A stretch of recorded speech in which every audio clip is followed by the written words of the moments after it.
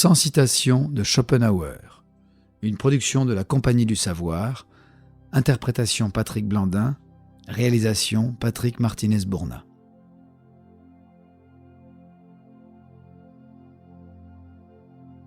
Même quand on a raison, on a besoin de la dialectique pour défendre son point de vue et il faut connaître les stratagèmes malhonnêtes pour leur faire face. Il faut même, souvent, y avoir recours soi-même pour battre l'adversaire à armes égales. C'est donc pour cette raison que la dialectique doit mettre la réalité objective de côté ou la considérer comme accidentelle. Et il faut simplement veiller à défendre ses propositions et à renverser celles de l'autre.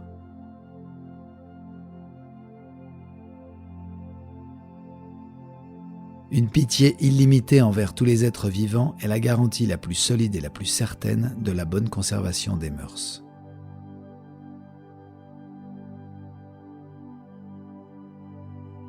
L'homme est certes libre de faire ce qu'il veut, mais il ne peut vouloir ce qu'il veut.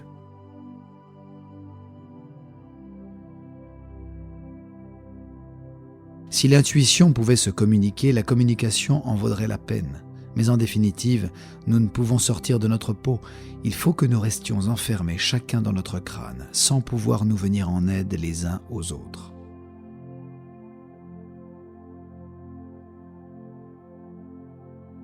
Nous avons beau vieillir, dans notre fort intérieur, nous nous sentons toujours le même que nous étions dans notre jeunesse, dans notre enfance même. Cet élément immuable qui demeure toujours identique à soi sans jamais vieillir, c'est précisément le noyau de notre être qui n'est pas dans le temps.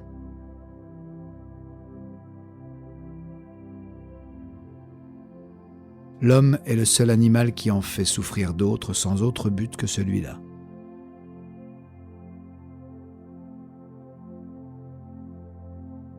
La première, et pratiquement la seule, condition d'un bon style, c'est d'avoir quelque chose à dire.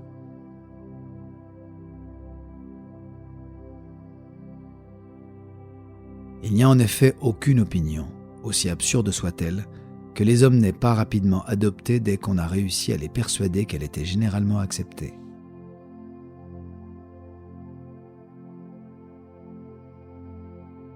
Toute nécessité est, comme nous l'avons dit, le rapport d'un effet à une cause et rien de plus.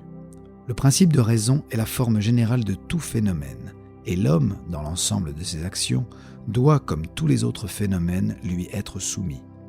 Mais comme la volonté est connue directement et en soi dans la conscience, il s'ensuit que cette connaissance embrasse aussi la notion de liberté.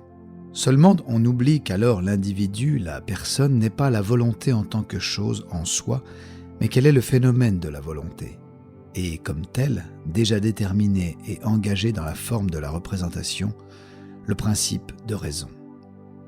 De là, ce fait singulier que chacun se croit a priori absolument libre, et cela dans chacun de ses actes, c'est-à-dire croit qu'il peut à tout instant changer le cours de sa vie, en d'autres termes, devenir un autre. C'est seulement a posteriori, après expérience, qu'il constate à son grand étonnement qu'il n'est pas libre, mais soumis à la nécessité, qu'en dépit de ses projets et de ses réflexions, il ne modifie en rien l'ensemble de ses actes et que d'un bout à l'autre de sa vie, il doit développer un caractère auquel il n'a pas consenti et continuer un rôle commencé.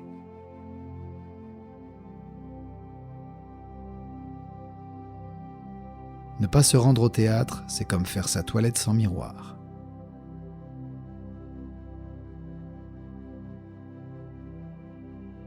L'égoïsme inspire une telle horreur que nous avons inventé la politesse pour le cacher, mais il perce à travers tous les voiles et se trahit en toute rencontre.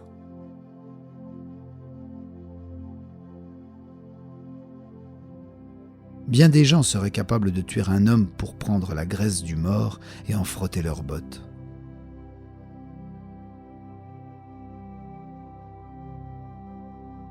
On peut encore considérer notre vie comme un épisode qui trouble inutilement la béatitude et le repos du néant.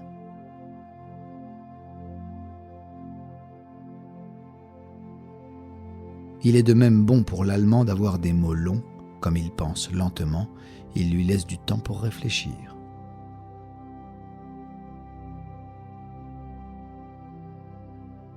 La solitude offre à l'homme intellectuellement haut placé un double avantage. Le premier, d'être avec soi-même. Nous espérons que vous avez apprécié cet aperçu. Pour continuer à écouter ce livre audio sur Google Play Livres, utilisez le lien dans la description de la vidéo.